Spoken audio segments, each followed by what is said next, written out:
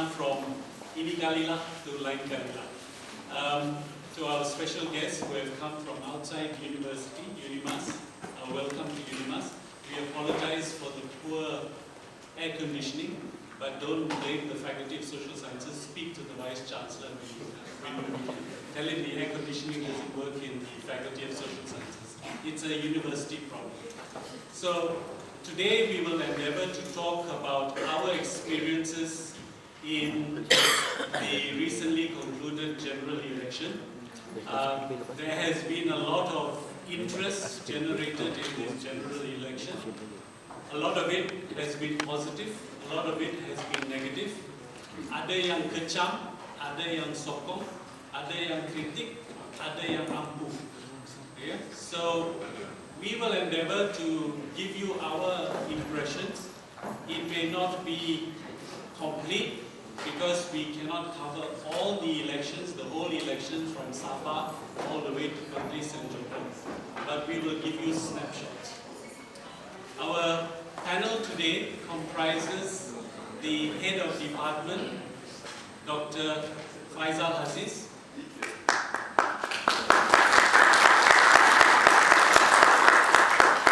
We have senior lecturers, Dr. Niza,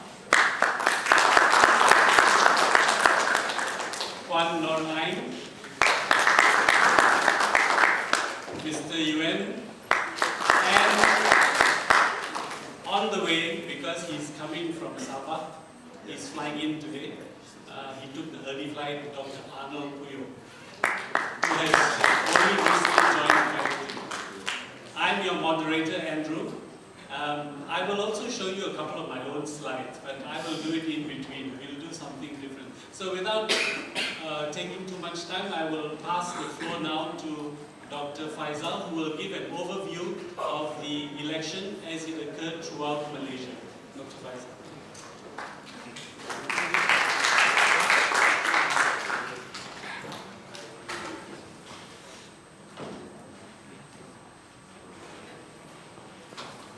Thank you, Andrew, fellow panelists, worker UNIMAS, members of the public. This is basically an analysis based on the election results, some statistical analysis, and also some observation made during the last campaign period. For your information, the department with some department members basically had observed 20 seats during the last general elections. So this was covering from Penang up to Sabah, and we basically focusing on marginal seats, where the margin of victory between Barisan Nasional and also Pakatan Rakyat was quite marginal. So this is our analysis and early observations. It's not conclusive, but it would be, I think, more. We will give you more analysis on it once we sit down and write about our observations. Now, I will give you an overview of the election results and basically look at what are some of the possible repercussions of that results post the TGE. So we will look at some of the trends. We will discuss why the trends are such, and we will look at the implications of these voting trends towards post-TGE Malaysia. Now, interestingly, there's a lot of discussions about Najib right after the general elections pointed fingers at the Chinese and called this as a Chinese tsunami. And a lot of analysis had been done by a lot of political analysts, political scientists alike. And from our analysis as well, this is more than just an ethnic voting. So we could actually see people voted along class, space, urban, rural, regional as well. Sabah, Sarawak, Kelantan, Kedah, Selangor showed a different kind of voting patterns as well. And of course, there are some element of ethnic factor, which I will explain even further. Now, this was the election results in graphics. Orange would be Pakatan Rakyat, blue would be Barisan Nasional.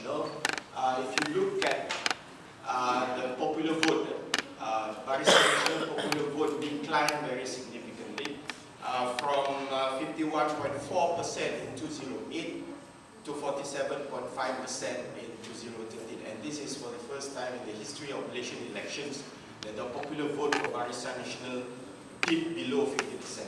And this is actually nothing new. Barisan Nasional has been overrepresented in parliament for many, many elections. It's only become glaring now because it went below 50%. And this is the issue of first past the post. We will not going to discuss about that today.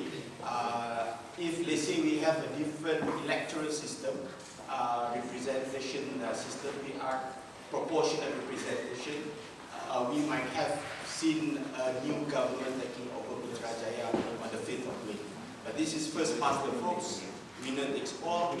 Barisan Nasional, despite winning less than 50%, still managed to get 133 seats compared to Pakatan. And I will show you that the election was much closer than this. And if you look at the graphic as well, it's very obvious. Sabah and Sarawak, Malaysia, Borneo are overwhelmingly blue. And this is basically, there's a few analyses that I saw in the online news saying that the Malay actually was able to retain Putrajaya for Barisan Nasional. It was not the Malays, it was the Bumi Putra Sabah and Sarawak. We will look further on that. Now, to amplify the role of Sabah and Sarawak in giving the seats to Barisan Nasional to Putrajaya. Now, if you just look at the peninsular seats, it's basically split into half. It was highly contested. The number of seats and also in terms of the popular vote was almost equal. You see? 86 seats went to Barisan Nasional and 80 seats went to Pakatan Rakyat. In terms of the popular vote was evenly split as well, 47 to 53. And again, Pakatan Rakyat actually won the popular vote in Peninsular Malaysia. But if you look at Malaysia, Borneo, Sabah and also Sarawak, both Pakatan Rakyat was able to deliver only about 9 seats. 3 from Sabah and another 6 from Sarawak. And the rest, which are mostly rural seats, went to Barisan Nasional. 47 seats in total. Right? Now, this is what I said just now. Actually, the contests are more close, although Pakatan Rakyat was able to win more seats compared to the last election. But if you look at the number of marginal seats I define here as seats that have majority vote less than 5% for Barisan Nasional and also for Pakatan Rakyat. If you look at here on the downside here, in 2008, the number of marginal seats was about 63, and most of these seats are Malay majority seats, and most of the marginal seats in 2008 was won by Pakatan Rakyat. But if you look at 2013, the number of marginal seats increased significantly to about 81, and again most of these seats are basically Malay majority seats. And unlike in 2008, in 2013, most of the marginal seats are basically won by Barisan Nasional. And it could actually, by a twist of maybe 4-5% to Pakatan Rakyat, we might have seen a new government in May 5th in the last elections. Because there's so many marginal seats in the last elections. And most of these marginal seats are basically Barisan Nasional seats. Now, one of the issues why there are so many marginal seats, and this is one of the issues which I have spoken about in UKM in a forum, which I was not quoted by Utusan Malaysia.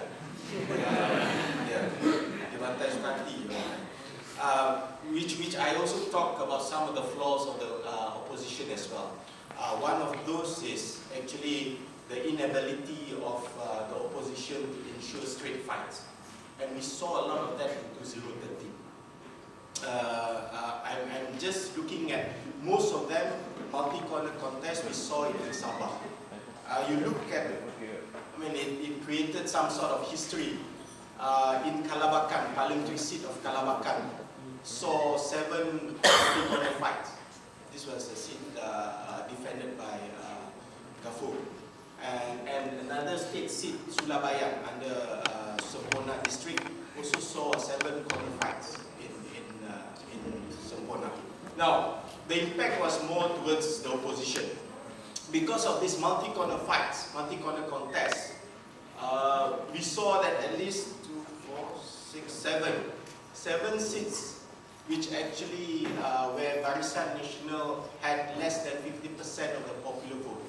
Meaning to say, if you combine all the opposition votes in all these 7 multi-corner contest seats, all these seats will go to the opposition as well. So 89 plus 7, you have 96 seats. So it's going to be much closer. And if you look at the marginal seats, if there is a swing of more than 5% or even 3-4%, there would be some more seats will be going to the opposition. So it's a very highly contested elections. And what we see is the voters are basically fragmented along ethnic lines, along space, urban, rural, and also along ethnicity as well. This is what we're going to look at later on. Now, this is another trend of voting that took place in the last election. There are this element of regional factor. A lot of people were saying that there is a difference between urban and rural, the way they voted. But even among the rural voters in some states, they are basically evenly split as well. Now let's look at some of the states where Pakatan managed to make significant inroads. These are basically the urbanized states. Look at Penang, Federal Territory. Luckily Federal Territory ini tak ada state assembly punya kat situ. Kalau tak, itu pun another new state ruled by Pakatan Rakyat. And then Selangor. And these are the urbanized states. So that's why you can see the dichotomy between urban and also rural. But like I said just now, I mean, not all urban voters actually voted for the opposition. A significant number of rural voters as well, based on region, actually voted for the opposition. Look at Kelantan, Perak is another urbanized state, and Kedah. And of course, negeri kita tercinta Sarawak overwhelmingly supported Barisan Nasional. Okay. Now let's look at Barisan Nasional popular vote by comparison between 2008 and 2013. This is where a lot of people would point fingers at the Chinese as well. If you look at the Malays were evenly split. Between 54.3%, this is Barisan Nasional popular vote in 2008 and 2013. We will look at Pakatan Rakyat's popular vote later on. More or less the same the way they voted. Now we haven't.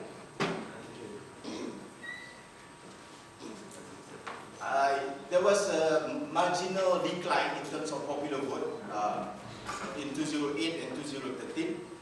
But among the Chinese, but you can look at it across the board. There was a decline in terms of popularity of Barisan Nasional across the board. In the Malay majority seats, in the Chinese majority seats, in the Bumiputra Sabah majority seats, and the Bumiputra Sarawak seats as well. So there is a decline in terms of Barisan Nasional popularity across the board. But the most significant one is within the Chinese majority seats. And even in Sarawak, although Barisan Nasional was able to retain a significant number of seats, there was also a decline in terms of popular vote as well. Now let's look at Pakatan Rakyat's popular vote in 2008 and 2013. Across the board, there is an increase in terms of popularity, marginal increase in the Malay majority seats. This is where a very significant increase. I mean, in 2008 already, overwhelmingly 61.7% of the Chinese actually voted for opposition. So that was a huge gain by the opposition in 2008. And they gained even more in 2013. The same goes in Bumiputra Sabah. Bumiputra Sarawak, interestingly, the gain is very significant. One of the reasons was because in 2008, Pakatan Rakyat, especially PKR, contested in less number of seats in Sarawak. But in 2013, they contested in all seats. And that's why they managed to gain a significant number of votes as well. Now, this is the point I wanted to make. They were saying that UMNO was very dominant in the Malay seats, and the Malay basically overwhelmingly voted for Barisan Nasional as well. Now, I took a look at the Malay predominant seats. This is where 90% of the voters are Malays. And most of the seats are located within the northern region, Kedah, Kelantan, Terengganu as well. There's one or two urban seats. And if you look at the number of votes, it was evenly split between 2008 and 2013. So that's why my argument would be, yes, there is this urban-rural dichotomy. Majority of the urban voters voted for the opposition, but if you look at some of the rural seats as well, they are evenly split as well. Even in the rural Malay seats, based on certain regions, based on certain states as well. Now, in terms of the elections, this is important because I think by looking at Sabah and Sarawak, I think my colleagues will discuss more about this when they discuss about their presentation. This is very significant. I think that there should be further analysis looking at Sabah and Sarawak, why Barisan Nasional basically very domineering in the last elections. In my presentation in UKM, which was not quoted by Tusan, I said that I think elections is just a platform to win over weak partisans and also fanciers. Beyond the election period, elections have been won or have been lost already, because majority of the people have decided who they're going to vote for. And by having 15 days of campaigning doesn't make so much difference, especially in big states like Sabah and Sarawak. So that's why the political structure of both states play a very important role in basically in producing the kind of results that we've seen today. Now, if you look at Sarawak, I mean, this is quite expected that opposition was able to deliver the urban seats, but we were also looking at some of the rural Iban seats as well, which was marginal. And I've shown to you at least 2 seats in Sarawak, Baram and also Mas Gading. If it's not because of the multi-corner fights, we could have Pakatan, Pakatan could have gained 2 additional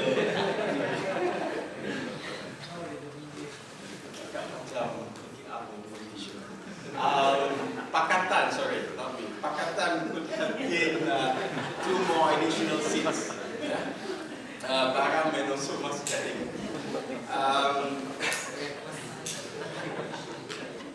And if you look at Sabah, Sabah is a messy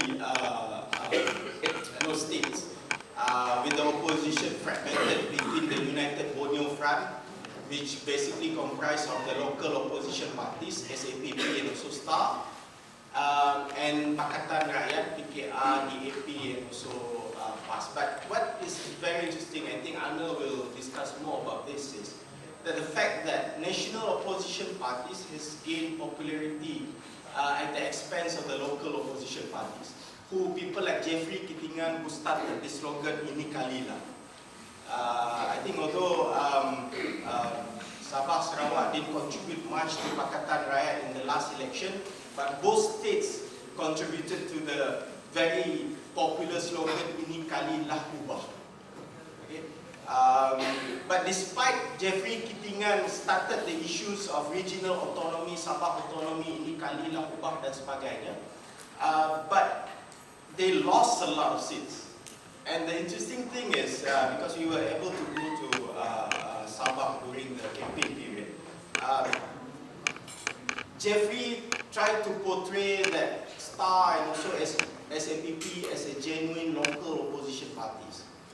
And the rest opposition parties PKR, PAS ni parti Melayu, including UMNO Barisan Nasional as well. Assalamualaikum to everybody. Just a brief background on the study that was conducted for about 2 weeks during the campaign period for the 13th general election, and I managed to interview about 53 respondents and through a structured, it was a structured interviews, and I also conducted some in-depth interviews with certain figures like the head of PBB, Kota Semarahan, the land survey officers, etc.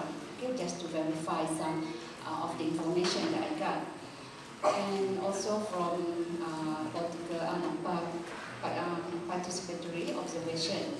I am from here, so most of the issues are very familiar to me. The first week of the campaign period was quite quiet. Okay, there were not many flags around, not much of campaigns being done. Except for the Barisan. The Barisan normally they campaigns during the day through this majlis bersama pemimpin, pemimpin bersama rakyat in many of the kampungs in Kota Semarahan. Whereas PAS actually normally did their campaigns at night secara berkelompok. Let me just give you a brief background on the on Kota Semarahan, on this seat. It comprises of two dunes actually, and 14 Asal-Jaya under YB Karim Hamzah, which has 22 voting districts or polling districts with 43 polling stations. Okay? It has 22 voting districts because it is a very widespread area, and the population are quite scattered and the kampungs are quite isolated.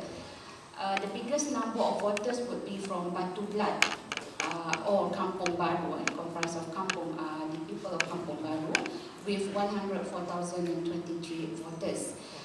It is quite interesting that Kampung Baru, even though it is actually located or situated on the side of the river, it is actually under the N14 constituency. The second constituency was is the Moratuang, N15 Moratuang, with the incumbent Datuk Sri Ali Mahmud, Muhammad Ali Mahmud, the brother of the Chief Minister.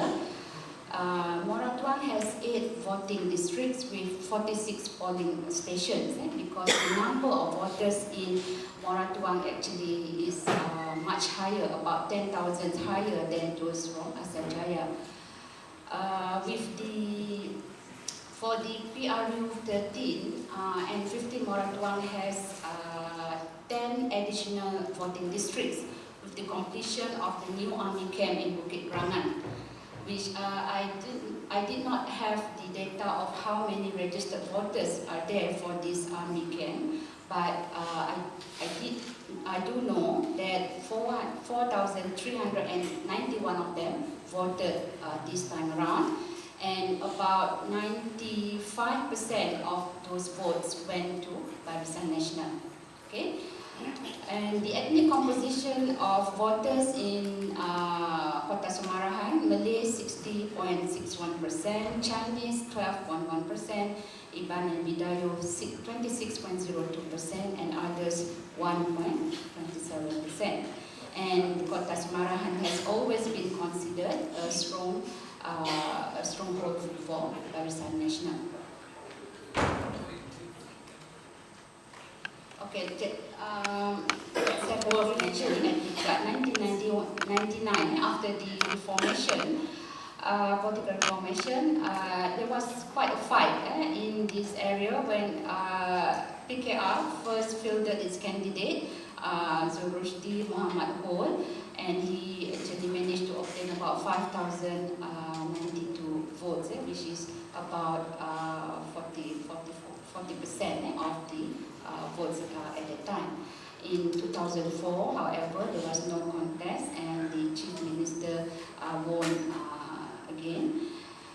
In 2008, there was a change in which the Chief Minister moved to Muka and he fielded his own son, Sulaiman Abdul Rahman, to replace him, and he was up against PKR's candidate Hussein Abang Apo, who managed to secure 4,148 votes, and an independent candidate, Awang Baka Awang Daud, who lost his deficit when he only gained about 898 votes. So, following the election, Datuk Seri Sulaiman was present for quite some time, but after that he was gone forever. Okay. 2013, again a new change. That was not. I was quoting one of my respondents. Okay, sorry. 2013, there was another change where a new candidate, not a family member, a woman, and not actually a party worker. Okay, she's an ordinary member of PBB. Puan Rubiah Wang was fielded in this area up against Abang Ahmad Kardi, Abang Masagus from PAS. And the result was 24,202 votes went to Rubiah and 6,801 went to PAS. The difference at this time was the number of voters has actually went up about 10,000, okay, in 5 years.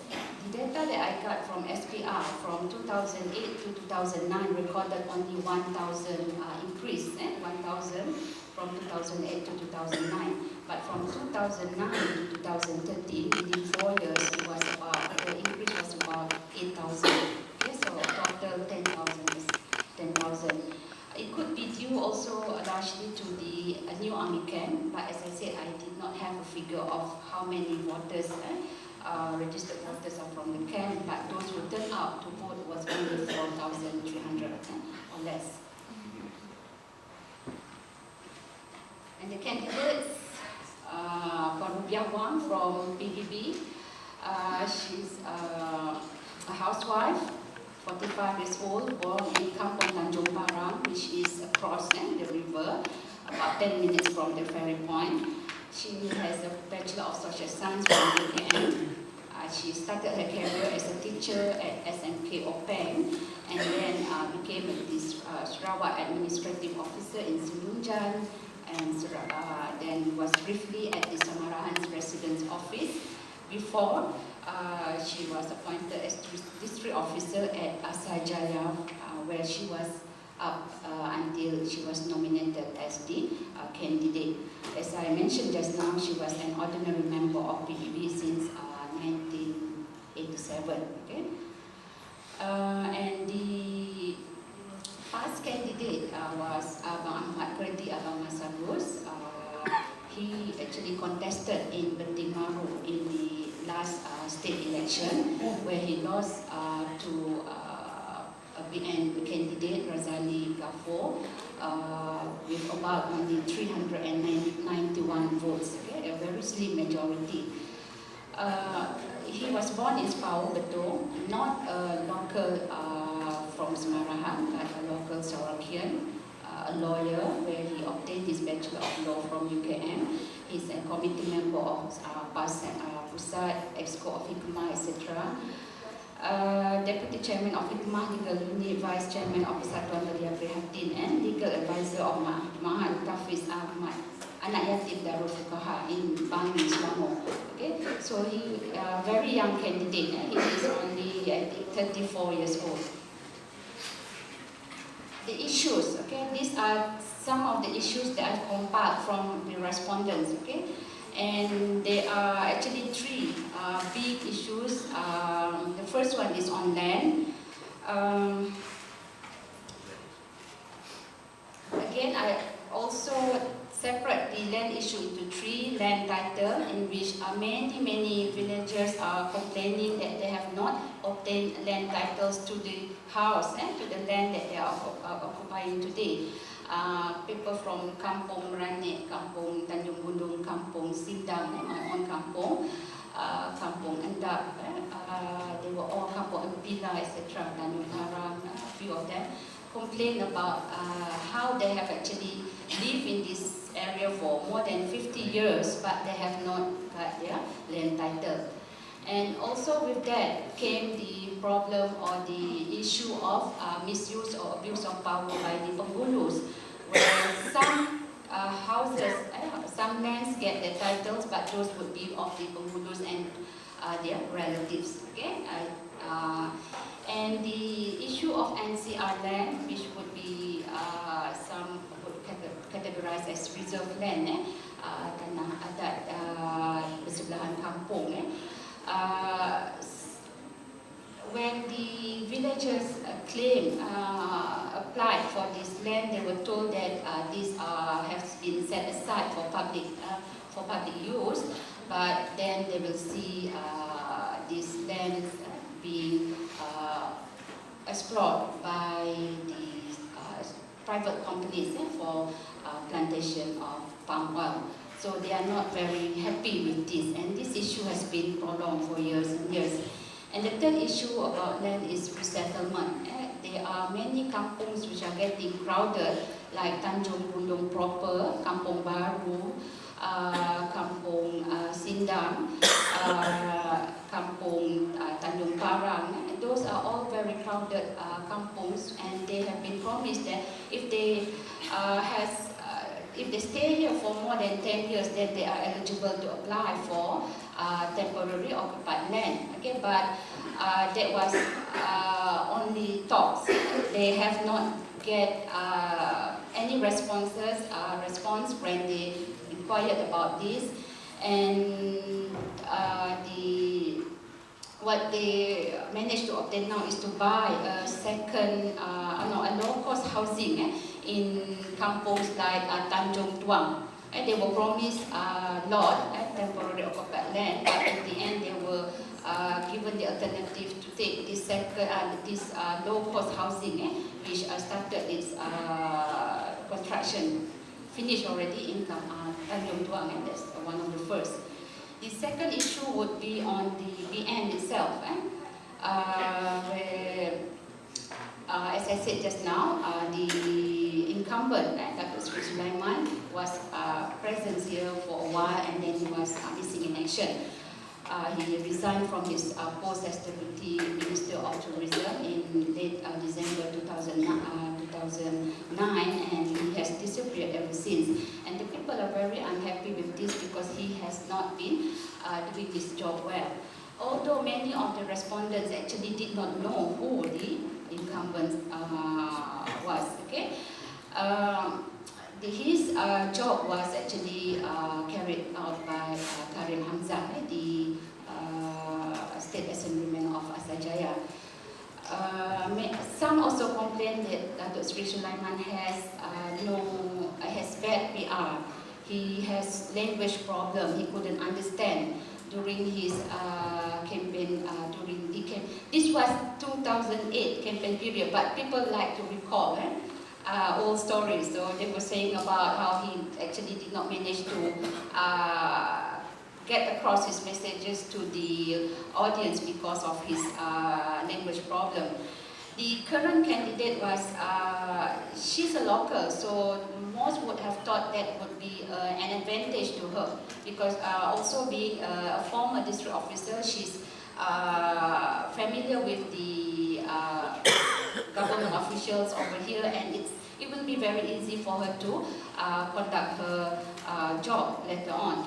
But personally, she was said to be an aloof person, tidak mesra rakyat. Okay? Almost everybody whom I interviewed, who know her, gave me that standard response. She's considered to be aloof, tidak mesra rakyat. And of course, the type issue, though not many know about this, but several has several respondents who are quite literate in politics. The question was, what are the issues in your area? But some are quite responsive, that they talk even about issues which is not in Kota Semarahan. And the type issue, as you know, would be that he has overstayed, he has been too long in power, about this issue of chronism, and the fact that the land issue just now and land was also associated mostly with him, because one of the private company who actually yang mengusahakan tanah NCI ini adalah Hok Seng Lee. Okay? And BN is said to be very complacent because they have actually they've never lost this area. They are thought to be complacent, and many respondents, though they did not actually support PAS per se, they actually wanted to vote for the opposition just for the sake of opposing, just to keep PN on its toes. That's what they say. Okay. The third main issue is in terms of infrastructure. The first and foremost, almost 53 respondents gave this answer. Right? So the bridge which connects Sungai Moratuang and the other side. Some call it Sungai Sabang, some call it Sungai Semarahan. It's only about 423 meters apart, but and it has been promised to be built a long time ago, but so far there was nothing yet. Okay, so the second issue would be bridges in kampung, especially Kampung Baru, because it's a very kampung atas air, kampung air, when the water there's high water, king tide, then air naik. So there were efforts to replace these wooden bridges with concrete, but not the whole kampung. Again, the issue of abuse of power by when Bulu came up, and also the PBB youth in the kampung, because most of the completed concrete bridges would be around these people's area. Another issue would be street lighting, okay, especially in kampungs. But main road from Unimas main road roundabout to Kota Sentosa has no street lights except certain housing areas. In kampungs, if you go around at night, there will be no street lights, only at selected areas. Water supply, this is an issue for kampungs like Kampung Baru, Kampung Indak, Tanah Putih, Tambirat, etc. Because during peak time, early morning, there will be no water supply.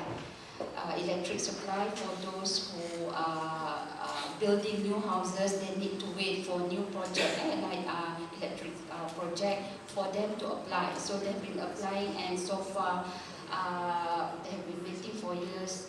No electricity yet. Schools, this was by one of the school teachers who complained that in Kota Semarahan, with that number of population, we only have 2 schools. I mean secondary school. SMK Kota Semarahan, which accommodate only about 1,800 students, and SMK Moratuang. Okay, 5 minutes, okay? Let's skip this. Campaign strategies, as I mentioned just now, what the BN did was Majlis Pemimpin Bersama Rakyat. The first one was in Kampung Baru on the 23rd of April. Mostly during this kind of majlis, the CM will attend and also the state assemblyman of Asajaya and Moratuang will also be present. Issues would be Kota Semarahan has now developed as an education hub. They are trying to train the new generation. They emphasize actually on young voters, and that only BN, the party, can provide development, BRIM, what they have done, and BRIM, the 100 ringgit bantuan sekolah dan sebagainya. those will be brought up.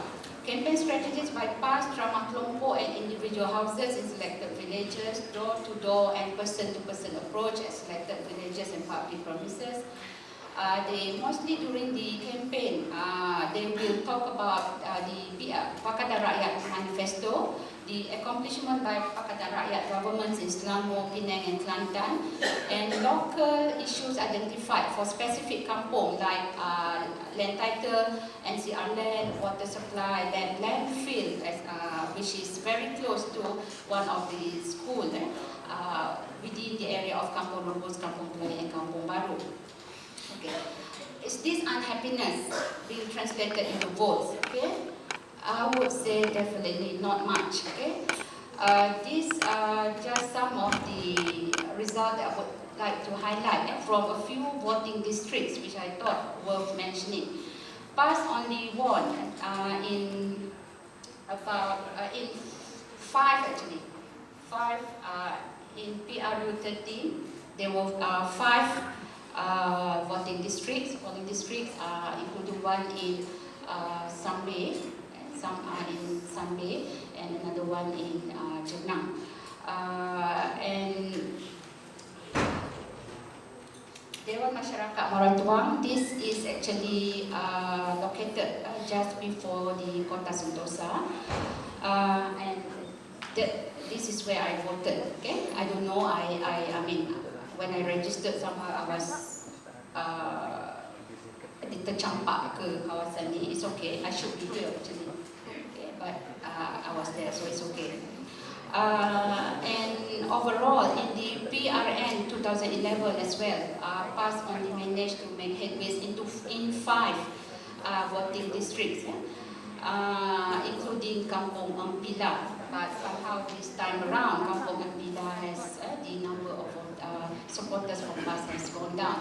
And one of the big reasons for this is the issue with Pakatan Rakyat's candidate, because they were hoping that the Kota Semarahan will be given to Pakatan PKR. Okay? But somehow it went to PAS, so they are very unhappy with that. And there were talks that they are not going to come to vote at all, but apparently I think it must have been translated into both not coming out to vote and also voting for Barisan. Okay, Kota Semarahan, I'm trying to explain why. Okay, first is the drastic increase of registered voters, as I mentioned just now, so I'm not going to repeat that. The second one is BN equals to government mindset. Many, almost all the respondents have this mindset that PN is equivalent to government, and it's very disloyal of you to vote for otherwise. Okay, and they do not understand really that you can change government if you are unhappy with the current one. Okay, so they are very loyal and they are very grateful. I'm sure the Prime Minister would love that word, grateful, to the current government. Third would be the familiarity with BN and its accomplishment. As I said during the campaign, all this BRIM, 100 book vouchers, 100 bantuan sekolah, everything was mentioned again and again. Familiarity with BN, the symbol, daching. Some of them do not even know what BN is. When I said, do you know which party are contesting here, they said daching. They said daching, not BN. Okay. Some do not even know the candidate, the name of the candidate or who the candidate is. Some still thought it's still Datuk Seri Sulaiman, but they said they will definitely vote for BN. And also there's the subtle and verbal or physical threats to the opposition supporters. Subtle as in reminders that you are government servant, for example, or you are teachers, you are not supposed to vote for the opposition. Okay, and this subtle threat somehow are being taken by the respondents or the voters as a fact or a reminder that yes, I am a government servant, so I should not vote for the opposition. It's like a reminder. It's not a threat. They do not consider that as a threat. Okay. And verbal and physical threat, this happened in Kampung Kuak, Tanjung Parang, where the supporters were asked to take down the flags. Some were punched by the penghulu of Kampung, just so that It's like competition among penghulu that there should not be any opposition in their kampung. Okay? Local issues local party versus national issues, national party. PAS has actually done quite well this time because they did actually brought much a national issue, but it is still considered a national party. It's not a local party, so people do not know PAS. So PAS is voted or equalized as the opposition, and people do not voted for PAS because it is PAS. They voted for PAS because it represents the opposition. Okay? And PAS also laid groundworks because they started their campaigns quite late after PRN 11. I won't go through this, but I would associate this kind of result with the socialization, families, and the environment that the voters are, the fact that they are told again and again not to vote for the opposition, it's wrong, etc. Many are very scared. Even when I interviewed them, they kept asking me, are you going to give this result to anybody? You know, because they're so scared with the fact that what they told me is going to be known by the government. Okay? And media is a very, very important factor which actually contribute to the result. Almost all the respondents relied on the main media for political information, newspaper, radios and television. Not many, even though some of those who I interviewed have access to the internet, are quite savvy internet, they are not very interested into looking for outside or extra political information than what they read from the news and what they listen to the radio and they watch on TV. Okay? Just a few pictures. This is BN operation room. Very meriah, compared to PAS. I couldn't find my picture of PAS operation room. It's somewhere, but I couldn't find. This was on nomination day. PAS supporters. You won't find me there actually, okay, because I was taking picture. This is Sabang River, okay, just about 423 meters apart, and during a low tide, those who are riding motorbikes have to take their motorbikes on guna sampan, guna perahu, whereas cars will have to go around guna jalan darat. Okay, you can see one of the penambang bawa bendera PAS. Yeah, it's so this is Kampung Tanjung Parang, where Rubiah is from. Okay, and Kota Semarahan. What's next? That's my question actually. Okay, thank you for your attention.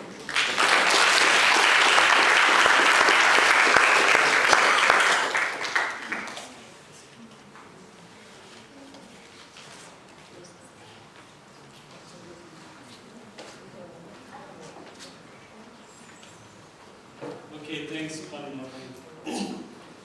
What many people miss often is the fact that in this general election, it wasn't so much the opposition in Sarawak versus the Barisan Nasional as a political party, it was the Pakatan Rakyat opposition versus the state government in full swing. Because the state government utilized all its resources as state government and deployed those resources against the political opposition.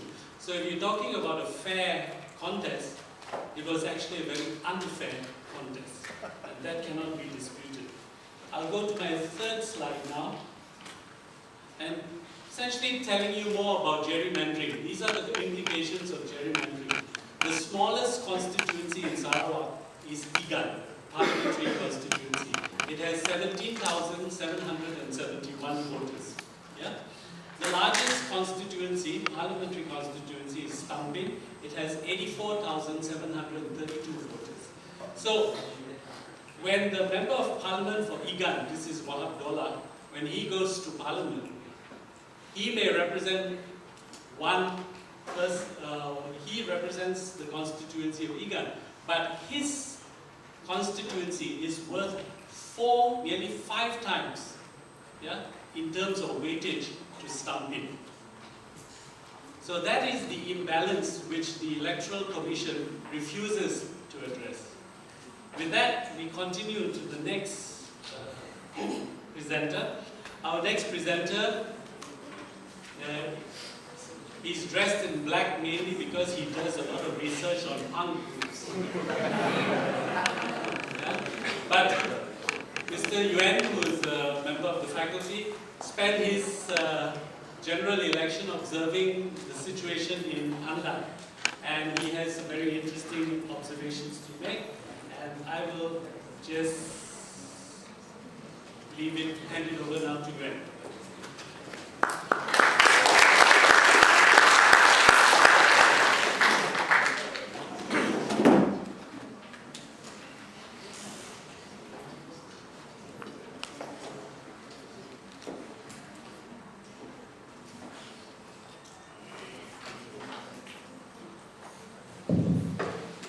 I don't like to be restricted by the podium, so I like to hold the mic. Good morning. Thank you, Mr. Moderator, Dr. Andrew. My name is Yuan. I'm a member of the faculty, and I was given an opportunity to observe Pandan. Pandan, this is the Pusat Khidmat Rakyat of the incumbent of P100 Pandan, Yang Muhammad Datuk Sri Ong Tiket. This was the day of nomination itself. I went and obviously they have already do the adjustment to the site. The Pusat Khidmat Rakyat was closed 2-3 days later. I would like to thank Dr. Niza for giving an overview, so I don't have to give an overview on Selangor. Pandan is the Selangor, it's P100. Under Pandan there will be 2 state seats, which is N21 Cempaka and N22 Teratai. The electorate is about 83,000 plus. 44% Malay, Chinese 48.14%, slightly more than Malay, and Indian is 6.6%. It's a mixture, as it is a semi-urban and urban area. It's a mixture of lower to middle class electorates. Civil servant, there's private company workers, there's lorry delivery man, there's people working in private factories and private companies. The incumbents are P100, Datuk Sri Ong Tiket. For N21 Cempaka will be Engineer Iskandar Muhammad from PAS, and N22 Teratai by Janice Lee Ying Ha. What is interesting is two of the incumbents are dropped. The Parliament P100 Ong Tiket was dropped, and also Janice Lee was dropped for different reasons. Why Pandan? It's very interesting to look at Pandan. I think mainly the reason why it was chosen because it was supposed to be a marginal seat. If Ong Tiket was fielded by MCA, but he was not, and was replaced by Gary Lim, which we will introduce later on. So it was a marginal seat that could have been, but it didn't happen that way. It's semi-urban. There's places like Kampung Pandan and Kampung Ceras Baru, and also there are some squatter area, and also Kampung Tanah Lot area, where people are given tanah lot to have their own house. And also a mixture of urban areas such as Pandan Indah, Pandan Mewah, Pandan Jaya. This is interesting. This is what I learned from people I interview. I wouldn't have that much of statistic as of other colleagues. I'm more to the what do people say and what do I eavesdrop people say over the time that I spent in Pandan. It was the nomination day. There was a lot of colours can be seen. These are the supporters of Janice Lee Ying Ha, the incumbent that was dropped, the nice lady on the right. And the orange one will be the supporter of Datuk Sri Ong Tiket. which also at the nomination, there is hoping that Datuk Sri On Tiket would feel himself as independent, but that didn't happen. On the other side will be the Pakatan Rakyat and also the Barisan Nasional.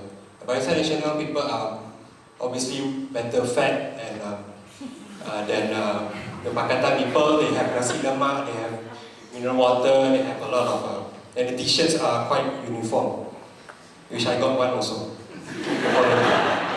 I got one t-shirt from both sides, so I'm not partisan. The reason why I'm wearing black today is because I'm bujang, so my clothes were sent to laundry. I haven't got it yet. Okay, as we know the results are Ramli won by landslide. Now, to see generally, it's quite I kind of pity people who had to fight Rafizi Ramli. I mean, he has an impressive CV. He is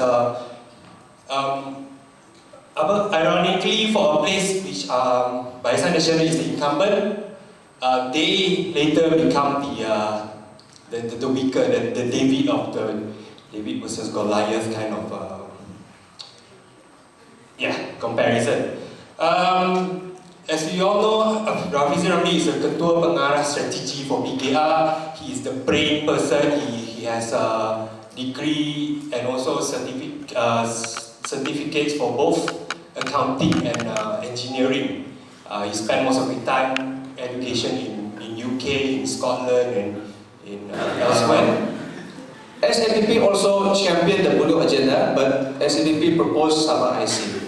That means they were looking at the possibility of issuing an IC like what Indonesians have from the provinces, special IC for Sabah.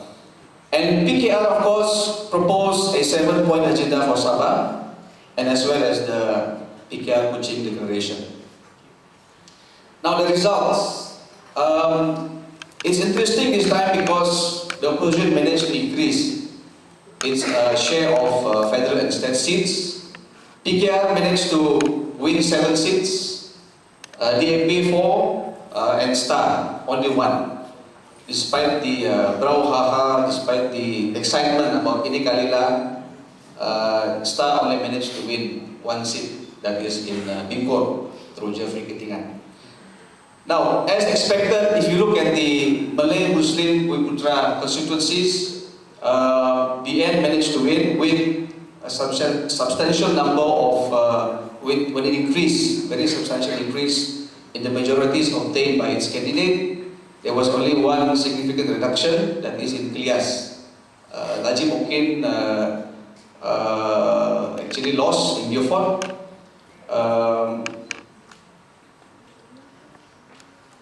In the Kanasan Dusun majority area, PKR managed to win 7 seats. But interestingly, many of the BN candidates had their majorities reduced quite substantially. I will explain later why this is happening.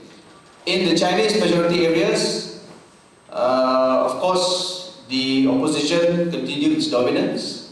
Even in areas where the BN won, the BN managed to win with significant reduce in majorities. In the mixed constituencies, I think it's clear-cut case of the opposition's dominance. If you look at seats like Inanam, Likas, and even Kampayan, the opposition win with a substantial number of majorities obtained. At the federal level, again, the opposition managed to make a very significant breakthrough. PKR managed to win 1 seat in Penampang through Daryl King, who defeated Tan Sri Bernardombok, the president of APCO, and DAP managed to win 2 seats. Again, the results in the Muslim majority Bumi-Putra area is quite strongly reflected, as we can see at the state level. BN managed to win a lot of seats with increased majority. In the Kanasan Dusun area, it's a very interesting trend. Even though PKR managed to win only 1 seat, but in other areas, the majorities reduced very substantially. This is what happened in the Chinese majority and as well as in the mixed area. I just want to make some important points about the election results in Sabah. Firstly, I think BN and UMNO vote bank remains in the rural Muslim Buputra areas. In the near future, what the BN will do to ensure a continued Muslim support is to keep the Muslim voters under one party, because in Sabah we only have one strong Muslim-based party to represent the voters, that is UMNO. It is understandable why ROS refused to help form USNO Baru, because if USNO Baru is established, then most probably many of the Muslim supporters from UMNO would join USNO. Number one, keep them under one party. Number two, as what Andrew mentioned just now, create more Muslim majority seats through gerrymandering, what they have done since 1994. And I also see a very significant weakening support from the Kalilah Dusun to Barisan Nasional, especially to PBS, APCO and DVRS. Now why I think is very interesting because the government formed RCI because the government wanted to keep the Muslim support in Barisan and also dish out development fund to the Kalilah Dusun areas. But this actually failed to increase the support of the Kalilah Dusun to the government. And I also see a very strong anti-BN and UMNO sentiment in the Chinese area. But I would like to emphasize here, this does not mean that there is a Chinese BN in Sabah. Basically, win the support of Sabah voters. As long as you know what you're talking about, you can articulate the Borneo agenda issue, then there you go. You can win the support of the Sabah voters. And it doesn't matter whether you have a workable plan or not for the Borneo agenda.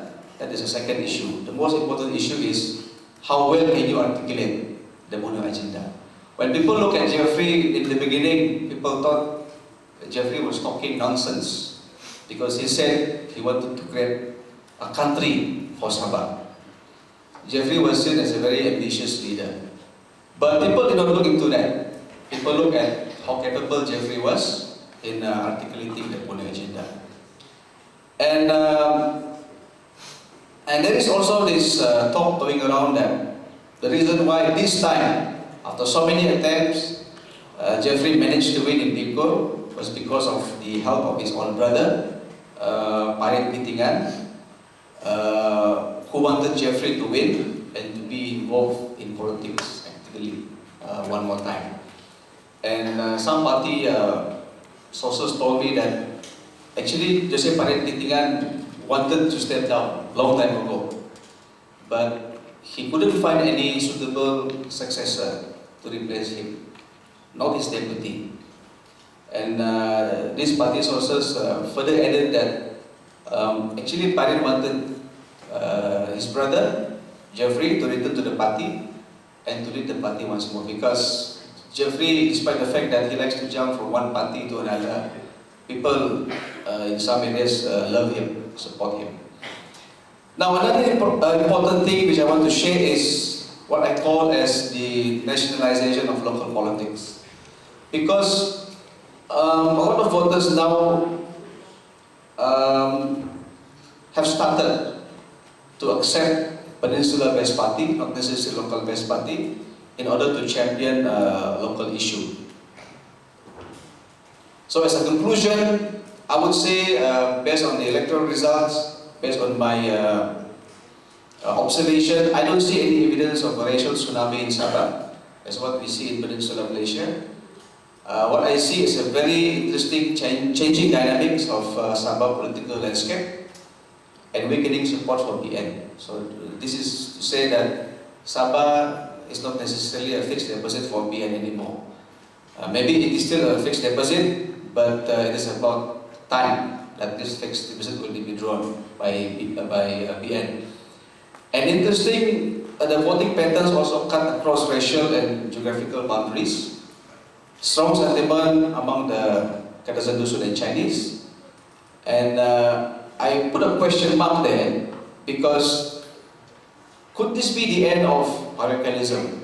Or could this be the end of regionalism or narrow-mindedness in Sabah politics? Because interesting, since 2008, if you look at the landscape of our national politics, even a Malay voter would vote for a Chinese leader, a Chinese leader would vote for a Malay candidate, things like that.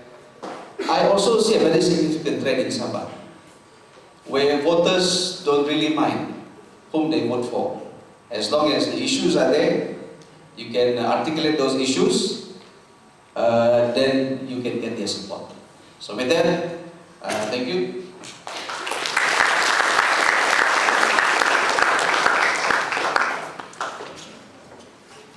Thank you, Dr. Arnold. It's quite interesting that in Dr. Mahathir, when Dr. Mahathir came to power, he talked about Bangsa Malaysia in his Wawasan 2020, if you still remember that. And then the next Prime Minister talked about civilization of Islam. Yeah. Islam, as you know, you understand Islam. Islam is non-ethnic. It crosses all boundaries. And then the third Prime Minister comes and talks about Satu Malaysia. And all these people talk about unity except during elections when they talk about race. Yeah? So this is very interesting observation. Anyway, we've come to the question-answer part of this session, and before I take you there, I want to talk about the fourth slide, or the fifth slide, and this is just to show you the size of certain electorates, yeah? Size of constituencies, and you can see in terms of physical size, Barang and Pulau Rejang, as well as Selangau and Bintulu, these are the huge ones, yeah? But they are very small in terms of population. In December 2011, I made a presentation to the Parliamentary Select Committee on electoral reform. And essentially I said, it is too imbalanced. We need to balance out the voters. We need to ensure that there should be some kind of consistency in terms of sizes, so that one person's vote really means one person, one vote. The Election Commission Chairperson, Tan Sri Abdul Aziz, on Friday said, it is stupid, it's impossible, we can't balance this out. Because if we balance this out, according to this most informed chairperson, if we balance it out, we have to make these constituencies even larger. We have to add more voters there. Obviously, he has no imagination. Because instead of making these constituencies larger and making the physical size of Barang Pulau Rejang larger, you make these large constituencies smaller. We represent people in parliament as parliamentarians. You don't represent birds, you don't represent the trees, you don't represent empty land, you represent people. So, parliamentarians and the Election Commission really needs to look itself in the mirror.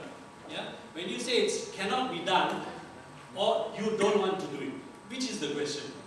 Yeah?